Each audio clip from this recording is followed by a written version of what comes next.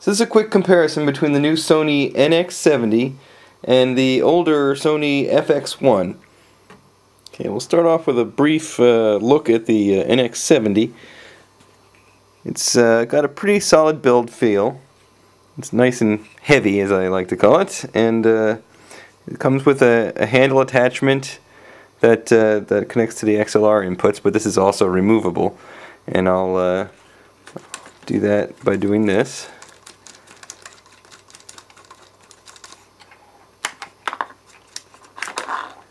And it's very simple.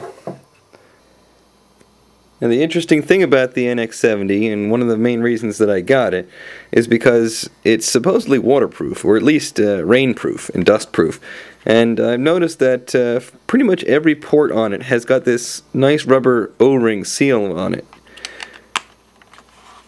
Build quality is generally very good. You can see another one here. This is the HDMI port. There's another weather seal on it. This is the battery compartment. Slide that open. You can see the battery also sits inside another weather sealed compartment. Now the only other thing that I noticed that I didn't particularly like about this camera is behind the lens hood here. This is a relatively small lens. This is a 37mm filter diameter. I'm not sure why they stuck it in such a big barrel, maybe to make it look more impressive, but the lens is still rated to f1.8, which is pretty decent, and it's a 10x optical zoom lens. The only other issue I've found with this camera is with the zoom rocker. Ergonomically it feels very good. It's got a solid feel to it, but I've noticed that it has a tendency to run away when you try and actually zoom in with it, and I can demonstrate that here. It's very, very sensitive. It doesn't take much to actually zoom out at full speed. Now one thing they've done to try and mitigate the problem with the touchy zoom is they've given you a menu choice now between high speed and low speed. All that really does is change the max speed that's available to the zoom. So if I set it to low zoom, now when I fully press the zoom rocker, that's as fast as it goes. So it kind of dials it down to about 30%. If I set it back again,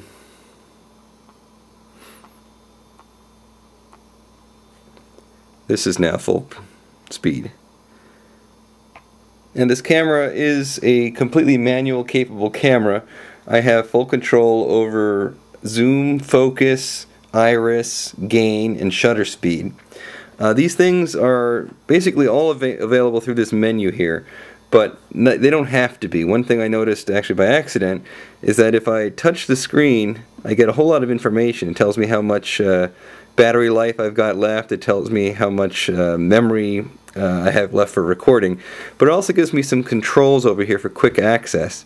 So if I want to set my gain, I can just set it right here in manual mode. You can see I'm dialing that up. 15, 18 gain. This goes up to 21 dB gain. I normally keep it at around 6. Another quick access button is for shutter speed over here, and I can set the shutter speed down there. So those are some quick access buttons which I found extremely useful. So now I'll take a look at some of the buttons on this camera. One thing that I noticed that they've done differently from the old FX is that you now have one ring on the front of the camera that controls both all the zoom, focus, and iris. And you can basically just switch between those to see which one you want to control. I found that actually fairly useful, but mostly I leave it on focus. As far as other available buttons, you can control the iris, the expanded focus, which this one would make more sense to put over by the zoom rocker, but at least it's here. And you can view a histogram. In addition, you got your HDMI outputs. You can turn the display on and off, and this button toggles you between playback mode and camera mode. On the rear of the camera, you can see a couple of modes here. These just change you between photo mode and video mode, and auto and manual. And this is your charging port right here, also weather sealed. And right here, this is your SD card, which is weather sealed as well.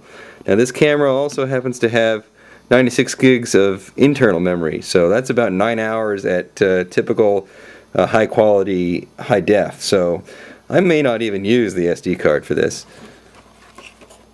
On the right side, we've got a couple other buttons here. The iris, this is what lets you to automatically set the iris when it's in full manual mode. And then you've got this thing called night shot, which I have not experimented with, but supposedly it lets you shoot in infrared.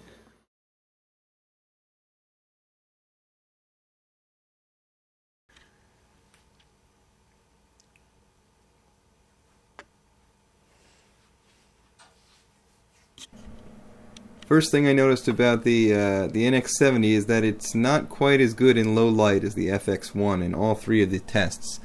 However, once we end up pumping up the gain up to 18, the NX70 does appear to be just a little bit less noisy than the FX1 was.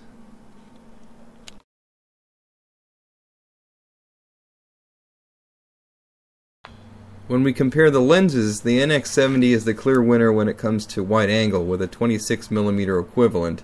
The FX1 can't really compete in that arena. However, when we switch to telephoto, the NX70 is a little bit lacking with its 10x lens. It also appears to be a little bit softer in focus than the FX1 does.